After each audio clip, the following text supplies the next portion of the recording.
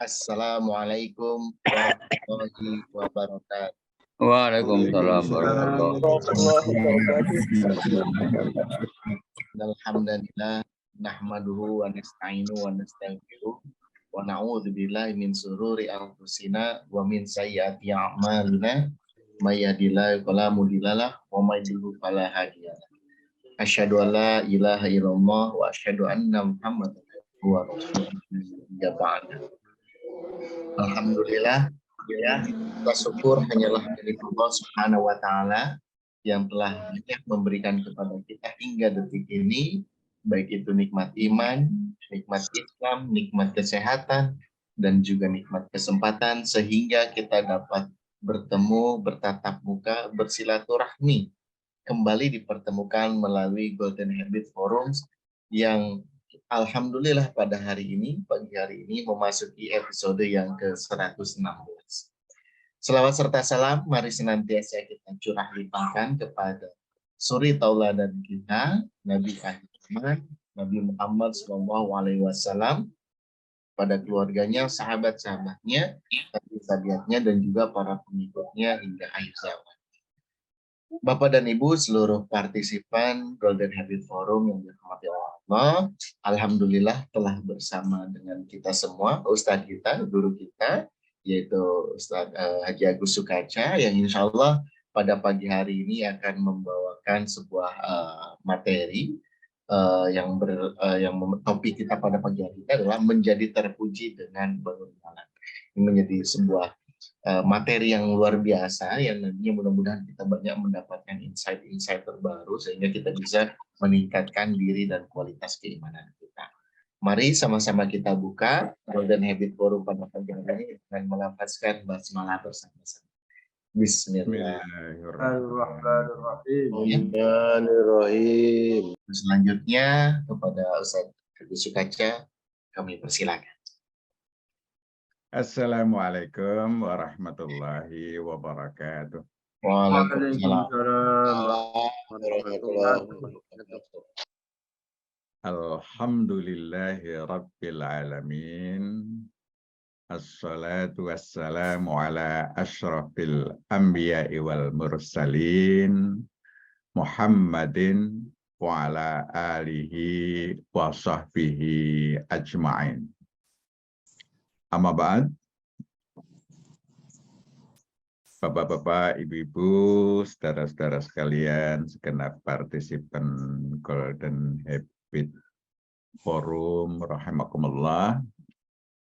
Alhamdulillah di pagi yang cerah ini kita dapat kembali bersilaturahim dalam Golden Habit Forum episode yang ke-116. Kita akan mengkaji, membahas bagaimana menjadi terpuji dengan bangun malam. Ini sebuah kesempatan yang Allah berikan buat kita untuk bangun malam agar kita menjadi orang yang terpuji, mempunyai kedudukan, mempunyai maqam yang terpuji, maqam mahmudah. Kita akan mencoba membahas masalah ini, mudah-mudahan kita termasuk yang diberikan Allah maqam mahmudah. Sebuah kedudukan yang terpuji. Ya, menjadi terpuji dengan bangun malam. Ini judul yang kita bahas di pagi ini. Nah, Bapak-Ibu sekalian, Allah memberikan tempat kepada kita, bumi, untuk memilih kehidupan selanjutnya. Dan kita semua diciptakan Allah ya, menjadi khalifah fil ardh, menjadi khalifah di bumi ini. Dan bumi ada keadaan, ya, ini bumi ini selalu berputar, ya, Sebagian itu berada di dalam keadaan terang, siang. Sebagiannya berada di dalam keadaan gelap. Dan karena itu berputar, kita mengalami kedua-duanya. Kita mengalami keadaan terang, siang, dan kita juga mengalami keadaan gelap, malam. Itu terus-menerus silih berganti sepanjang hayat kita. Ini sebuah perubahan yang siklik, ya, yang berlangsung terus, ya, dan durasinya itu siang malamnya 24 jam. Kita membuat ukuran-ukuran dalam jam, ya, sehingga durasi satu hari itu 24 jam. Nah, Allah menciptakan siang, ya, wan nahari idza jallaha, dan siang apabila menampakkan. Jadi siang itu menampakkan, ya, menampakkan sesuatu karena siang ada cahaya. Dengan cahaya sesuatu menjadi nampak. Ya. Kita bisa melihat pepohonan, kita bisa melihat hewan-hewan, kita bisa melihat lingkungan. Itu karena apa? Karena siang. Idza jallaha. Nah, siang itu cirinya ada cahaya. Cahaya utamanya adalah matahari. Nah, dengan adanya cahaya itu, sesuatu kemudian menjadi tampak. Walaili idza yaghshaha. Dan malam apabila menutupinya. Maka dalam gelapnya malam itu benda-benda itu tidak terlihat, tertutupi. Semakin pekat malam, ya, maka benda-benda itu tidak dapat kita lihat. Ya, ini sebuah sunatullah yang telah ditetapkan buat kita sekalian. Nah, di siang kita bisa melihat benda-benda, di malam itu tertutup penglihatan kita, ya, terhadap keberadaan benda-benda itu. Ya.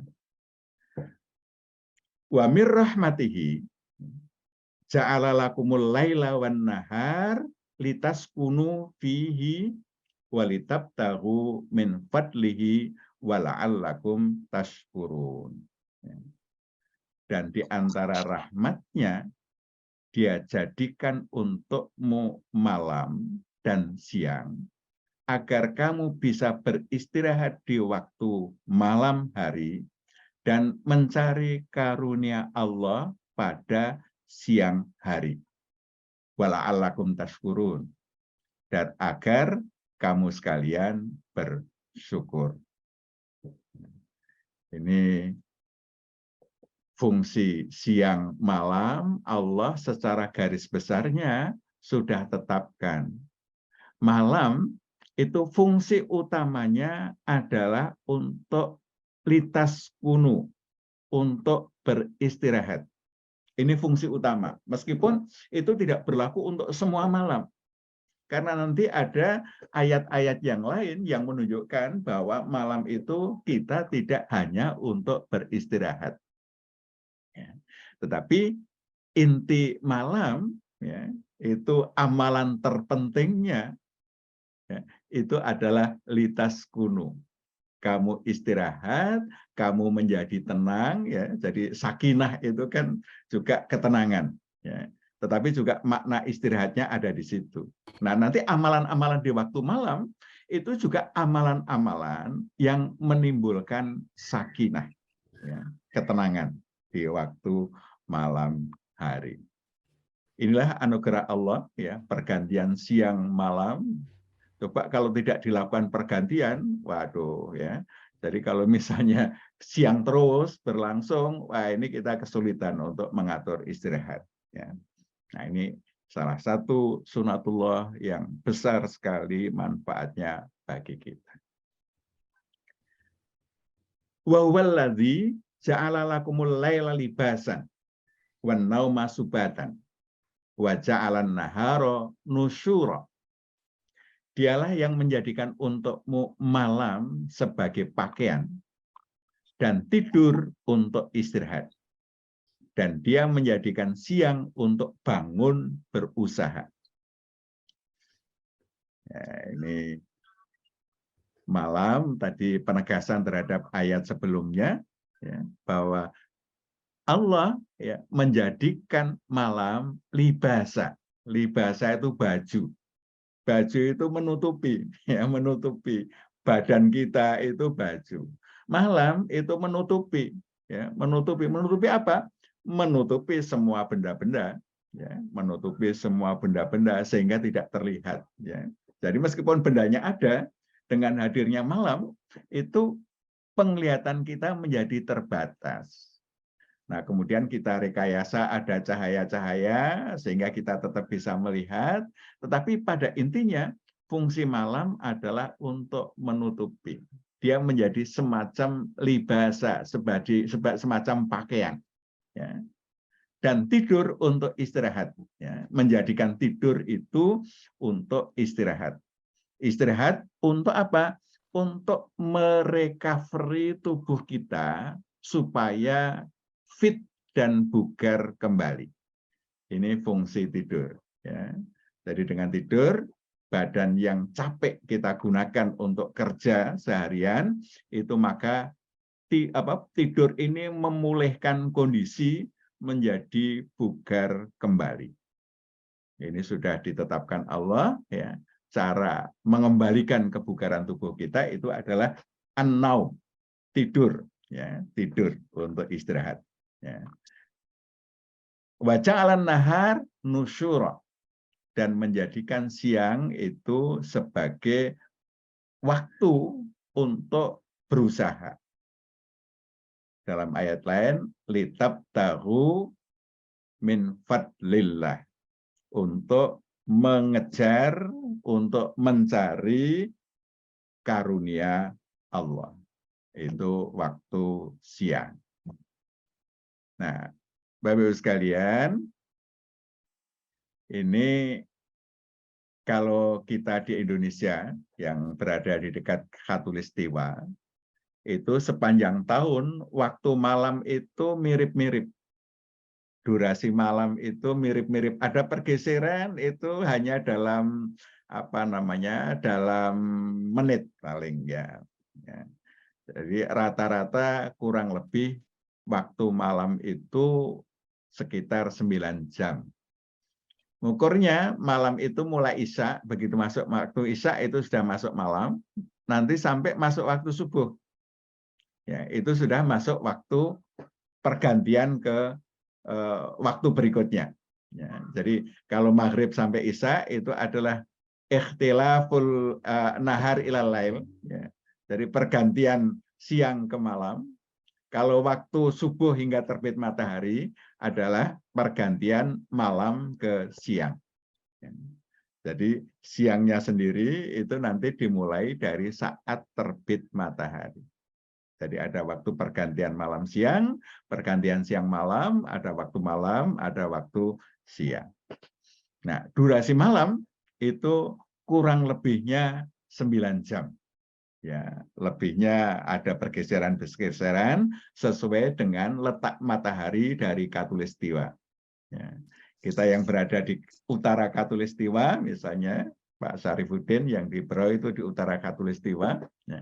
Maka kalau matahari pas di selatan Khatulistiwa, malamnya lebih panjang. Ya. Siangnya malamnya itu malamnya lebih panjang, ya siangnya lebih pendek. Ya, itu kalau matahari pas di selatan Khatulistiwa. Tapi pergeseran tidak terlalu banyak lah. Ya. Beda kalau kita di daerah subtropis, ya. Misalnya di Rusia, ya, atau di Norwegia, daerah-daerah yang subtropis mendekati kutub, ya, itu terjadi perbedaan yang cukup signifikan antara siang dengan malam, tergantung pada musim apa. Kalau mataharinya pas berada di selatan Khatulistiwa, di sana nanti waktu malamnya itu panjang sekali, waktu siangnya pendek. Sebaliknya kalau matahari di utara Khatulistiwa, ya, mereka mengalami waktu siang yang lebih panjang dibandingkan waktu malam. Nah, Bapak Ibu sekalian, kebutuhan tidur kita per hari, ya, ini menurut ilmu fisiologi, ya, yang mempelajari tentang bagaimana fungsi-fungsi normal ya manusia, itu kurang lebih 7 jam. Ya. Ada yang mengatakan 8 jam, bahkan ada yang ekstrim sampai 8 sampai 10 jam. Ya. Ini kebutuhan tidur per hari. Ya.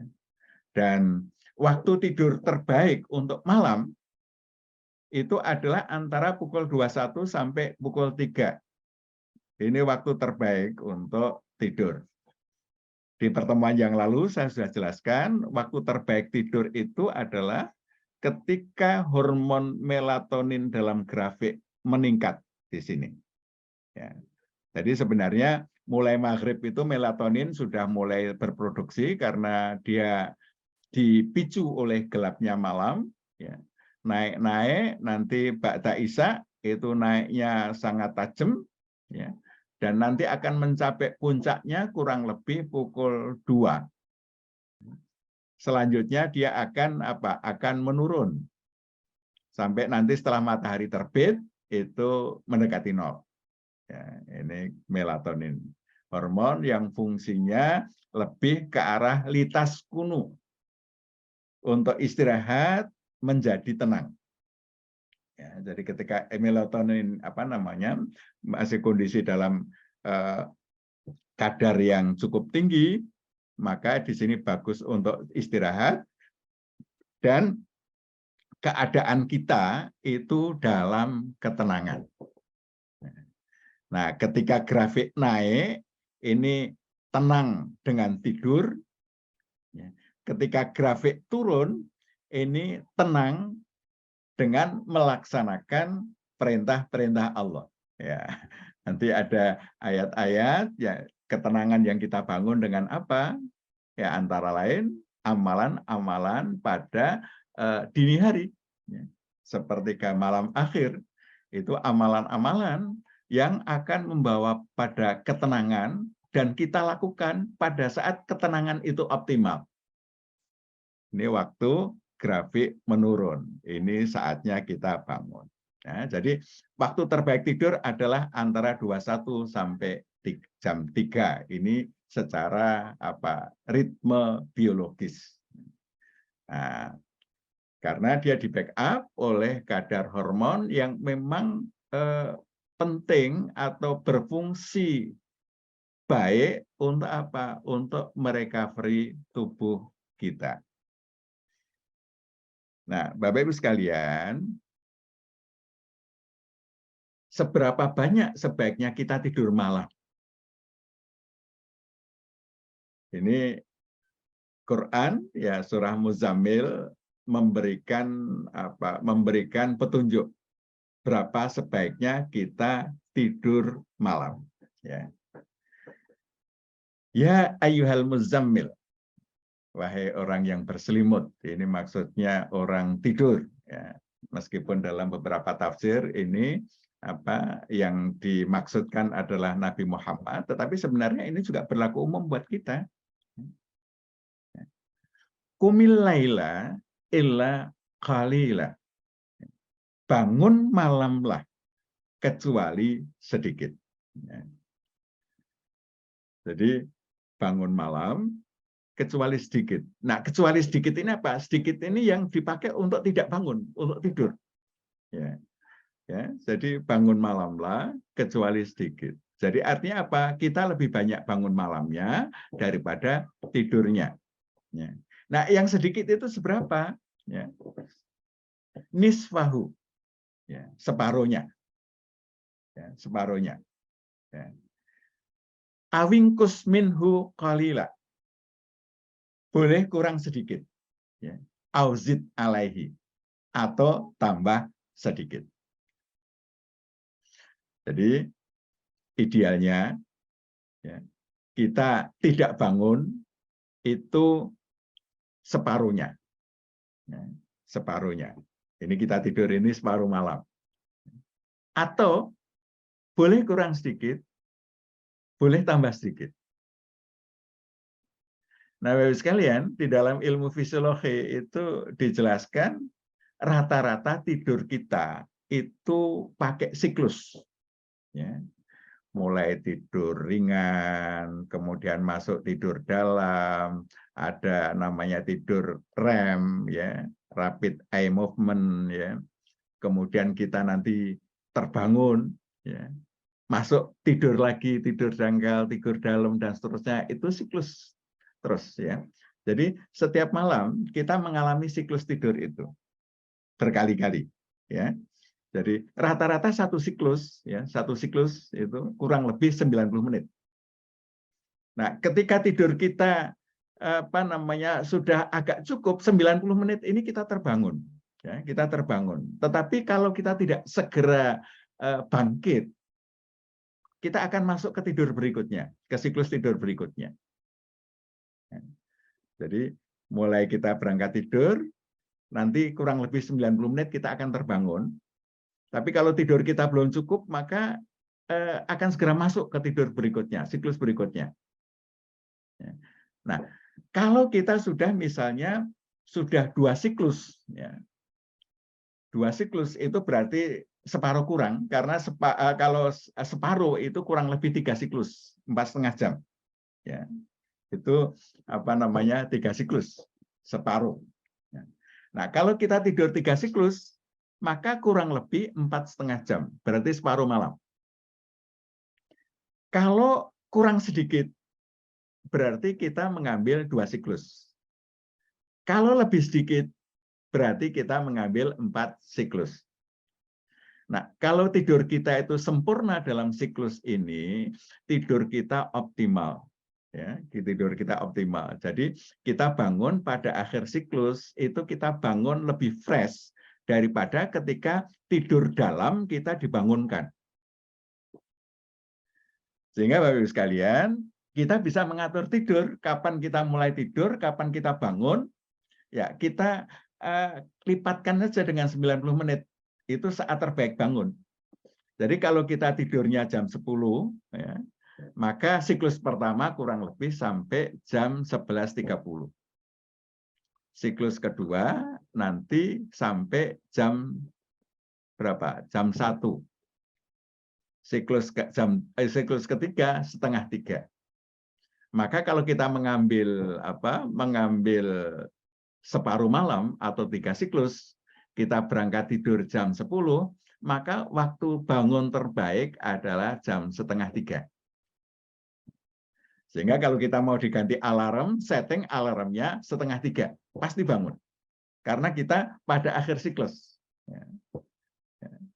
Insya Allah bangun. Perkara kemudian bangkit atau tidak, kalau alarmnya cuma didengarkan, ya, kemudian tetap berbaring, ya kemungkinan dia akan masuk tidur berikutnya, dan nanti bangunnya ya kurang lebih di atas 1 jam. akan baru bangun. Nah, ini tidur malam kita ambil berapa, ya. Ini monggo kita masing-masing bisa mengukur kekuatan kita dan kesibukan kita di siang hari.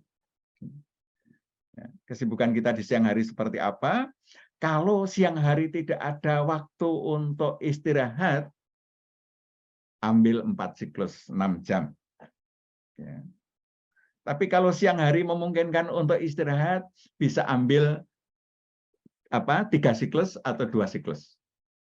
Ya. Jadi ini sesuai dengan ritme kegiatan kita. Wah, saya sibuk mulai pagi sampai sore kerja, nggak ada peluang untuk istirahat. Berarti malam ambil 4 siklus, 6 jam tidur malam.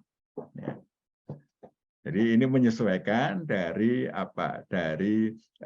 kegiatan kita hari-hari, sehingga kita bisa menentukan tidur malam kita berapa jam. Ya. Jadi ini pilihan, tetapi Quran menunjukkan ya separuhnya, ya rata-rata berarti 3 siklus, kurang sedikit berarti ambil 2 siklus, lebih sedikit berarti ambil 4 siklus. Ini tidur malam yang terbaik. Nah, bagi yang memilih 3 siklus atau 2 siklus, berarti ini kebutuhan badan masih belum cukup nih untuk istirahat. Ya, karena kebutuhan badan untuk istirahat kurang lebih 7 jam. Ya, kurang lebih 7 jam. Ya, tapi sebenarnya menurut saya dengan riyadhah itu 6 jam sudah cukup lah. Ya, sudah cukup dengan riyadhah. Kita tahu orang-orang hebat itu tidurnya tidak banyak ya. Pak Habibie itu hanya rata-rata 3 jam sehari ya. Itu ternyata juga masih oke ya, masih oke. Sehingga dengan riyadhah ini sebenarnya kita bisa tata. Tetapi rata-rata orang ya tadi perlu sekitar 7 jam. Nah, yang malam kita memilih separuh malam 4,5 jam atau 2 siklus ya 3 jam, maka ada kompensasinya untuk mengambil waktu istirahat di waktu siang. Itu Nabi kita menyuruh kita kilu fa inna syayatin la taqil. Ya. Tidur kailulah lah ya. Karena setan tidak mengambil tidur siang. Nah, tidur kailulah ini adalah tidur pada pertengahan siang. Ya. Tidur pada pertengahan siang. Ini kailulah. Ya. Batasan-batasan kita tidak boleh tidur di luar malam. Ya. Itu yang pertama, waktu yang tidak direkomendasikan adalah ba'da subuh. Itu jangan digunakan untuk tidur. Rasulullah juga melarang tidur ba'da asar dan sebelum isya. Ya. Jadi maka kita bisa mengambil waktu tambahan istirahat di waktu siang, ya, itu mulai terbit matahari sampai waktu asar. Itu waktu yang bisa kita gunakan untuk menambah kekurangan istirahat kita di waktu malam. Jangan ngambil ba'da asar, ba'da maghrib. Ya, ini waktu yang baik, yang direkomendasikan. Tetapi qailulah itu adalah waktu istirahat terbaik di luar malam. Itu pada pertengahan siang. Ya, pertengahan siang itu ya selesai sholat duhur ya, untuk istirahat. Nah, ini merupakan waktu terbaik kita menambah istirahat kita. Karena fa inna lil jasadi alaika haqqan. Sesungguhnya tubuhmu mempunyai hak yang harus engkau penuhi. Salah satunya adalah hak untuk istirahat. Jadi kalau kita ingin tubuh kita itu long lasting, ya, bisa berfungsi dalam jangka panjang, bisa mudawamah, maka kita mesti menjaga supaya tetap dalam kondisi prima. Termasuk bangun malam ini, kalau kita ingin bangun malam itu menjadi amalan sepanjang hayat, maka kita harus menjamin kebutuhan tubuh akan istirahat itu tercukupi. Sehingga kita bisa bertahan sepanjang hayat. Kalau hanya untuk seminggu mungkin kita bisa paksakan ya, dengan kurang istirahat kita bisa paksakan. Tapi kalau untuk sepanjang hayat, nah, kita tidak akan kuat. Kita harus memenuhi hak-hak tubuh. Karena Nabi kita juga menjelaskan bahwa inna alaika fil jasadi haqqan. Ya, bahwa di dalam jasadmu, di dalam tubuhmu ada hak yang harus kamu penuhi. Nah, ini menata istirahat ini penting Bapak Ibu sekalian ya. Sehingga kita bisa melakukan amalan-amalan dengan optimal. Apalagi kita diberikan prime time, waktu istimewa dini hari. Seperti malam akhir itu waktu istimewa, di mana kita seharusnya dalam keadaan terjaga. Nah, ini kita memeliharanya dengan apa? Dengan menjaga istirahatnya berkualitas, cukup, sehingga kita pada sepertiga malam akhir selalu dalam keadaan terjaga. Qumil laila illa qalila. Ya. Ini mengatur ritme istirahat kita sehingga kita bisa mengambil prime time itu menjadi milik kita. Sebab kalau prime time itu kita tidur, berarti prime time itu kita alami, tetapi tidak kita raih manfaatnya. Ya. Kita tiap malam pasti melewati jam 3 sampai subuh itu mesti melewati. Persoalannya kita melewati dalam keadaan terjaga atau dalam keadaan tidur. Kalau kita melewati dalam keadaan tidur, berarti kita tidak mendapatkan manfaat dari prime time itu. Yang tadi akan membawa kita pada maqamam mahmudah. Ya, pada kedudukan yang terhormat. Nah, ini perintah ya selanjutnya dari Al-Muzammil ya, Quran surat Al-Muzammil ya. Jadi di waktu dengan istirahat yang cukup tadi kita bangun sudah fresh, sudah bugar, tidak ngantuk ya. Bisa kita biasakan ya. Jadi kita bangun itu dalam keadaan fresh, tidak ngantuk ya. Nah, di situ apa yang Allah perintahkan? Warattilil Qur'ana tartila. Inna sanulqi 'alaika qaulan tsaqila. Inna nasyi'atal lail hiya asyaddu wat'an wa aqwamu qila. Ya. Bacalah Quran dengan tartil ya. Sungguh kami akan menurunkan perkataan yang berat. Sungguh bangun malam itu lebih kuat mengisi jiwa dan lebih berkesan. Nah, jadi di malam kita membaca Al-Quran, Quran itu lebih kuat mengisi jiwa kita. Apa yang kita baca itu lebih berkesan, artinya lebih masuk ke dalam pikiran kita. Lebih masuk ke dalam jiwa kita. Kalau siang itu masuknya dengan kecepatan yang lambat, malam itu bleng bleng bleng bleng gitu ya. Masuknya itu mudah. Ya. Karena di backup oleh kondisi tubuh kita yang hormon ketenangannya itu masih tinggi, tetapi kortisolnya, hormon kerjanya sudah mulai meningkat. Ya. Suasana malam ya, konon di waktu dini hari itu lapisan ozonnya masih tebal. Itu adalah suasana eksternal lingkungan kita yang paling pas untuk apa? Untuk berkontemplasi, untuk belajar, ya, untuk membaca. Jadi intrinsiknya punya dukungan kuat, ekstrinsiknya, ya, eksternalnya juga sangat kondusif. Maka waktu itu kita mesti terjaga, mesti dalam keadaan bangun. Nah, ini prime time sebenarnya. Jadi umat Islam ini kalau rata-rata sudah bisa bangun pada sepertiga malam, dan itu menjadi habit, maka kejayaan Islam itu tinggal menunggu waktu. Tetapi ketika sebagian besar umat Islam di waktu itu masih melewatkan dengan tidur, ya, maka ini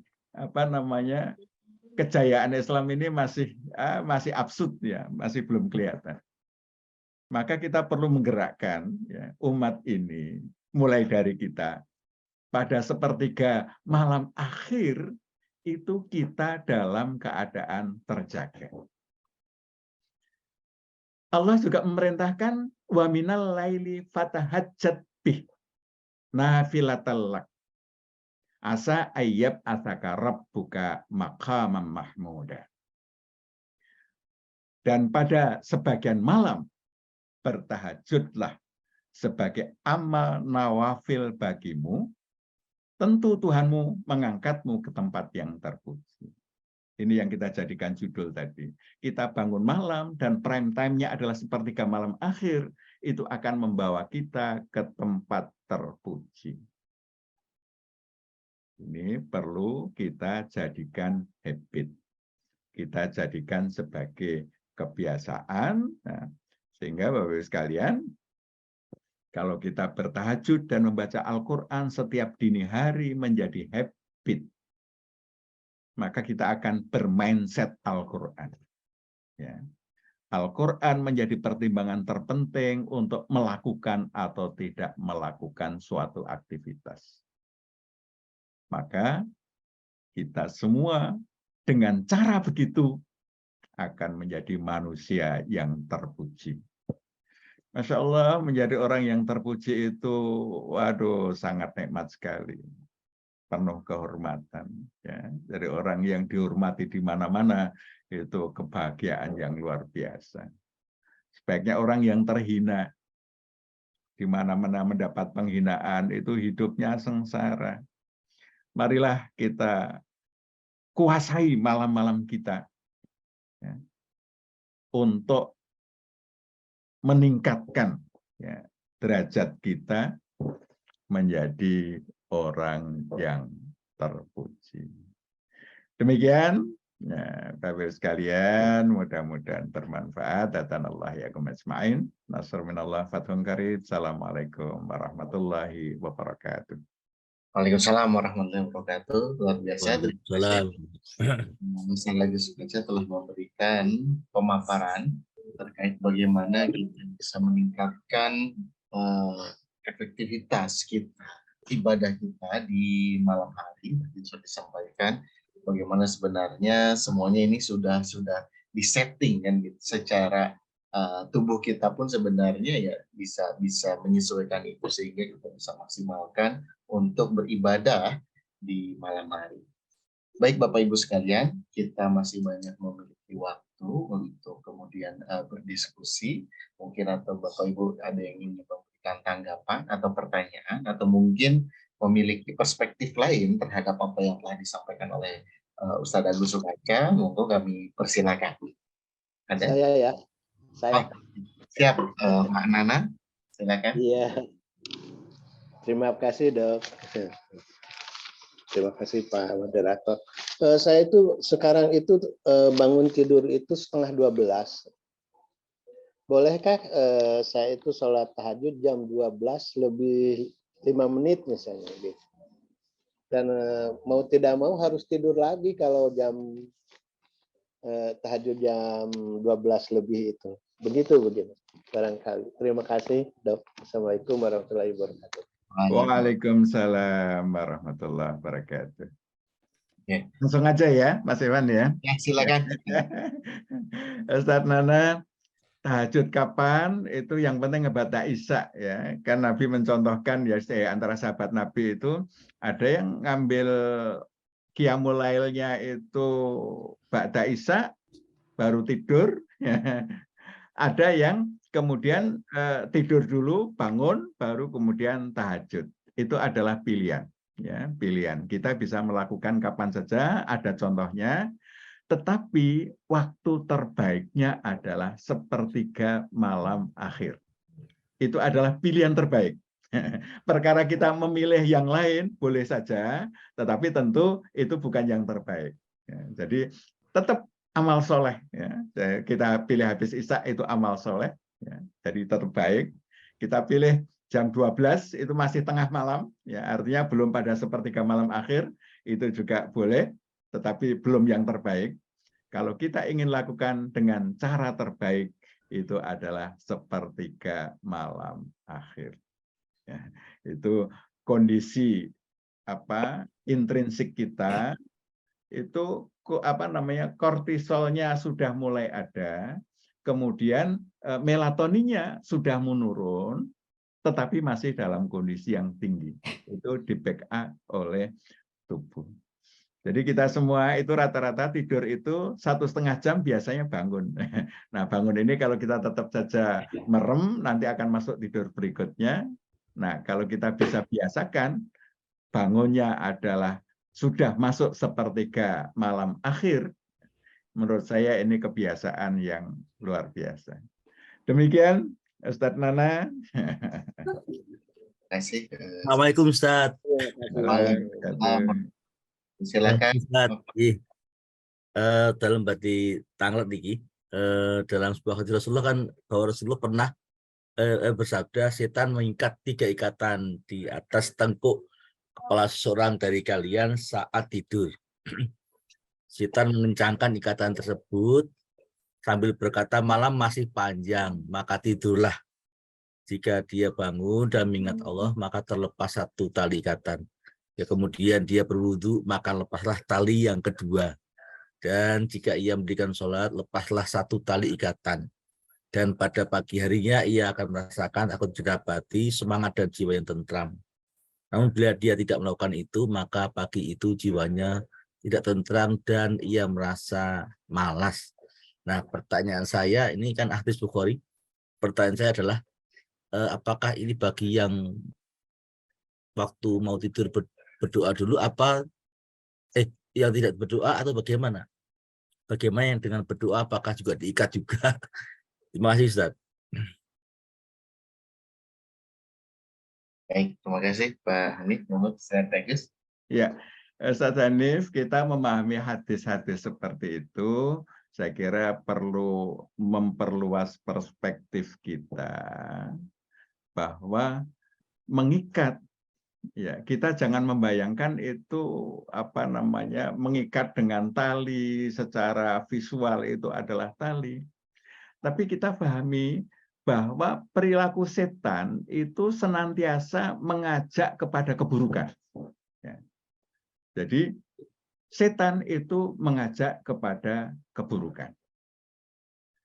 Ketika kita tidur, ini ada kebaikan-kebaikan luar biasa. Kita tidak mengambil peluang kebaikan itu, berarti kita terikat dengan perilaku setan. Ya. Jadi Allah memberikan ruang untuk menjadi sangat istimewa dengan bangun pada sepertiga malam. Kok kita tidak mengambil peluang yang Allah berikan itu? Berarti sebenarnya kita berada di dalam pengaruh setan. Nah, kalau hadis tadi digambarkan kan dengan ikatan, ya, diikat. Nah, kalau kita berhasil memaksakan diri untuk apa? Untuk bangun, berdoa, berwudu, lepas semua ikatan itu, artinya setan tidak berpengaruh pada diri kita. Karena kita berhasil mengambil keputusan, menjalankan sesuai dengan yang Allah dan Rasul-Nya tunjukkan atau perintahkan. Ini urgensi kalau saya memahami hadis itu ya sebagai sebuah informasi dari Nabi bahwa kalau kamu tidak mengambil ya peluang-peluang amal soleh dengan optimal, sebenarnya kamu dalam pengaruh setan yang digambarkan diikat. Orang diikat itu kan nggak bisa berbuat apa-apa. Ya. Dibondo tangannya, ya, diikat, ya, diikat kita. Orang diikat itu menggambarkan tidak bisa berbuat apa-apa. Nah, ternyata kita malam tidak bisa berbuat apa-apa, tidur-tidur sudah sampai subuh baru bangun, atau bahkan subuh tidak bangun, ya, bangun sudah matahari sudah terbit, berarti kita kehilangan waktu untuk melakukan sholat subuh, berarti kita itu sebenarnya dalam ikatan setan. Ya, dalam ikatan setan. Nah, kalau kita sudah tengah malam bangun, berwudu, udah lepas semua ikatan karena kita terbebas, kita berhasil memutuskan untuk mengikuti petunjuk Allah. Demikian Ustadz Hanif, ini pemahaman saya tentang ikatan-ikatan itu. Sebenarnya ngikatnya tidak hanya waktu tidur, waktu tidak tidur pun juga setan mengikat kita. Nah, kita bisa melepaskan semua ikatan itu ketika kita berhasil mengambil keputusan, saya mengikuti petunjuk Allah. Iya, tapi insya Allah yang mau tidur itu berdoa, insya Allah nggak diikat kali ya. Ya, kalau mau tidur berdoa kan kita tidur dalam lindungan Allah. Ya. Ya. Bismika Allahumma ahya wa bismika amut. Udah. Ini waktu kita membaca doa itu, tetapkan, ya Allah, saya mau bangun jam 3. Sehingga nanti jam 3 kita bangun. Ya. Nah, kalau jam 3 kita bangun, mungkin doa kita, jam 3 kok tidak bangun, doa kita mungkin tidak sungguh-sungguh itu. Kalau doa kita sungguh-sungguh, ya Allah, ya, Bismika Allahumma ahya wa bismika amut. Ya Allah, nanti jam 3 saya mau bangun untuk melaksanakan perintahmu, fatahajjat bih warattilil Qur'ana tartila. Insya Allah bangun itu, bantu dengan alarm. Jam 3 kita hidupkan alarm, pas akhir siklus, kita akan bangun, maka setan tidak berpengaruh. Tapi mendengar alarm, cuman dimatikan alarmnya, tidur lagi, berarti doanya nggak makbul itu. Setannya bekerja lebih kuat untuk mengikat. Demikian, makasih. Maturun sangat gitu. Assalamualaikum Pak Dokter. Waalaikumsalam. Monggo silakan, Pak. Ini melanjutkan Ustadz Nana tadi. Kalau kita bangun sebelum jam 3, itu kita mandi, terus nunggu jam 3, apa kita boleh gitu baca Quran duluan, nanti setelah sholat subuh nggak baca Quran lagi, langsung ada kegiatan lain atau mendengarkan ceramah gitu. Begitu aja Pak Dokter, bagaimana? Mohon maaf, dari mana Pak? Siapa dan dari mana Pak? Nama dari? Taryono dari Samarinda. Iya, silakan Pak. Ya. Baik, Ustaz, monggo. Baik, Pak Taryono. Jadi ada buku terapi sholat tahajud, ya, yang ditulis oleh Dr. M. Soleh, ya, yang disertasi S3-nya untuk gelar doktornya itu tentang sholat tahajud. Ya. Di dalam buku itu disebutkan, ya, kita bisa tahajud dengan optimal, lebih bagus itu dengan mandi dulu. Ya, jadi kita bangun malam, ya, mandi, ya, kemudian baru sholat tahajud, baca Quran, itu ternyata luar biasa ini. Ini menurut Dr. Muhammad Soleh. Ya. Dan silakan kalau itu mau diamalkan, ya, mau diamalkan itu luar biasa. Jadi kita memulai untuk melakukan amalan hebat dengan persiapan yang juga hebat, mandi, ya. Itu menurut saya amalan yang bisa dibiasakan. Ya. Tapi andai kata berwudu saja itu sudah cukup. Ya. Jadi bangun, bersuci, berwudu, kemudian sholat tahajud, baca Quran, monggo. Nah, mau baca Quran dulu, mau tahajud dulu, monggo silahkan. Yang penting dua-duanya masih dikerjakan sebelum waktu subuh masuk. Jadi itu adalah pilihan. Ya. Kalau saya lebih suka tahajud dulu. Nanti selesai tahajud baru baca Quran. Sampai kapan? Ya, sampai masuk waktu subuh. Begitu masuk waktu subuh, kita sholat 2 rakaat sunat fajar, ya, baru melangkah ke masjid. Ini yang biasa saya lakukan. Ya. Bapak Ibu pilihannya monggo, ya, karena itu tidak harus mana yang dulu. Ya. Mau ngaji dulu boleh, mau tahajud dulu boleh. Ya. Tapi kalau seperti Pak Taryono tadi langsung mandi dulu, wah itu bagus sekali. Demikian. Izin Mas Ikhwan. Oke, silakan Dr. Joko. Bismillahirrahmanirrahim. Assalamualaikum warahmatullahi wabarakatuh. Waalaikumsalam warahmatullahi wabarakatuh. Alhamdulillah, Ustadz Dr. Agus luar biasa. Alhamdulillah. Saya ingin mohon kejelasan Pak Agus. Jadi untuk menjaga kemudawahan, ya, dan untuk menjaga kehati-hatian, saya biasa itu sebelum tidur saya sholat witir, Pak Agus.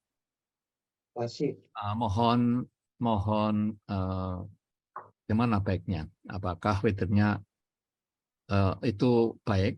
Karena saya pernah membaca juga ada kebiasaan sahabat itu sebelum tidur witir. Jadi nanti begitu selesai bangun, kemudian tinggal menyelesaikan yang 8 atau gitu ya, Ustaz.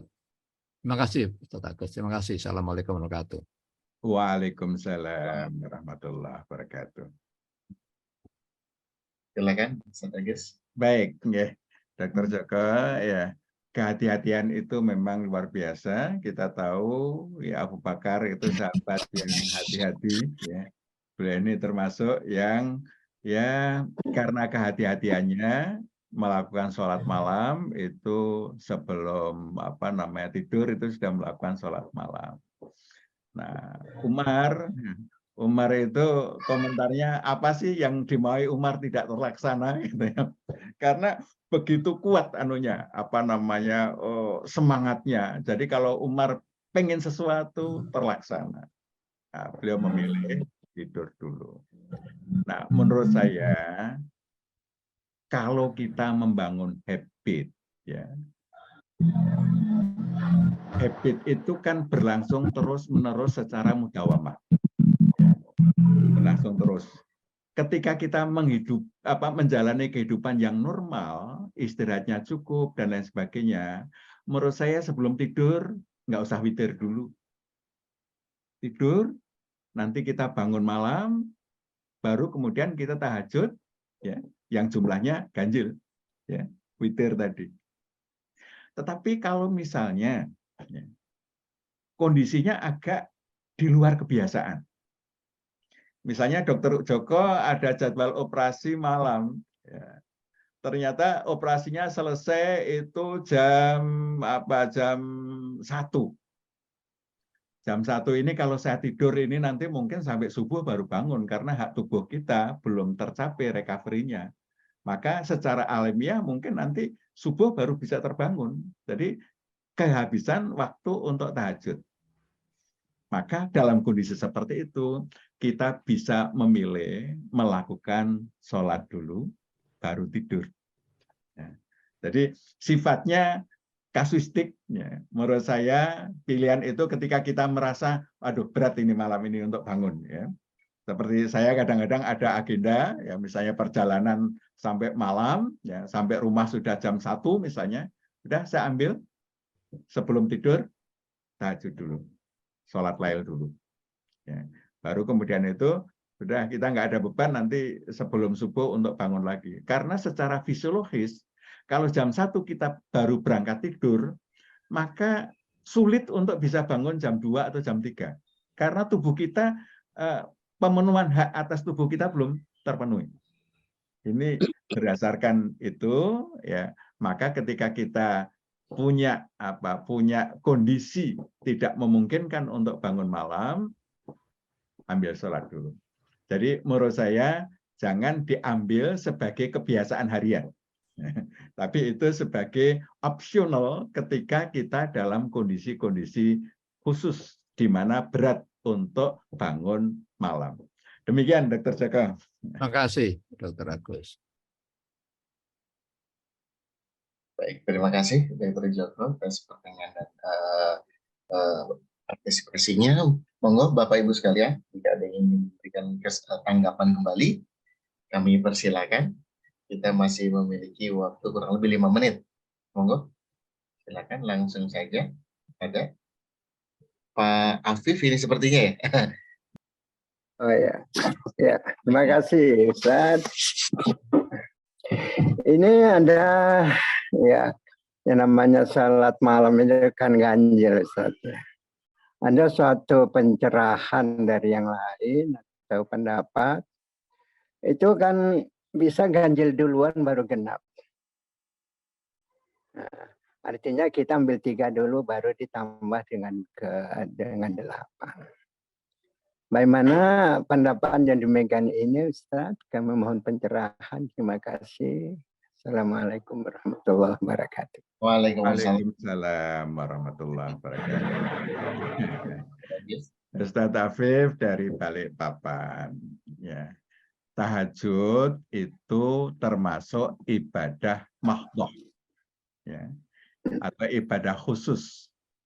Ibadah khusus itu harus ada dasarnya, ya harus ada dasarnya karena kaifiatnya, tata caranya itu sudah ditentukan. Hukum dasarnya adalah tidak boleh, baru boleh ketika ada perintah. Jadi itu hukum dasarnya. Nah, sekarang Nabi itu sudah memberikan contoh bagaimana kita melakukan qiyamul lail, sholat tahajud.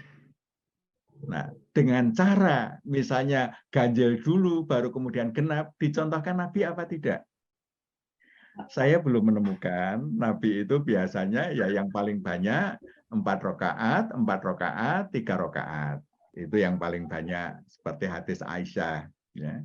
Tetapi Nabi pernah melakukan dua-dua, ya, 2 rakaat salam, 2 rakaat salam, 2 rakaat salam, 2 rakaat salam, terus 3. Ya. Tapi ada juga yang sekaligus 8 rakaat 1 kali salam 3. Ya. Ada yang ganjil terakhir itu 1 rakaat salam ada. Itu yang dicontohkan oleh Nabi. Jadi cara berpikir kita di dalam masalah ibadah mahdhah itu ada dasar perintahnya apa tidak atau dasar contohnya apa tidak. Ya, jadi kalau nggak ada dasarnya, abaikan karena melakukan sesuatu yang tidak ada contohnya dalam hal ibadah mahdhah ini masuk kategori bid'ah. Ya, jadi Ustadz Afif silakan kalau yang menyampaikan tadi kalau misalnya hadisnya ada, ya Nabi pernah melakukan begitu, ya hadisnya terverifikasi, ya, terverifikasi artinya hadisnya sahih, ya. Bisa dilakukan. Saya kok kebetulan belum mendapatkan, ya, saya belum mendapatkan. Bukan berarti tidak ada, mungkin yang lain mendapatkan. Jadi terhadap hal yang semakin ini cara berpikir kita adalah kalau ada hadisnya terverifikasi sahih, ya, bisa kita amalkan. Demikian Ustadz Afif.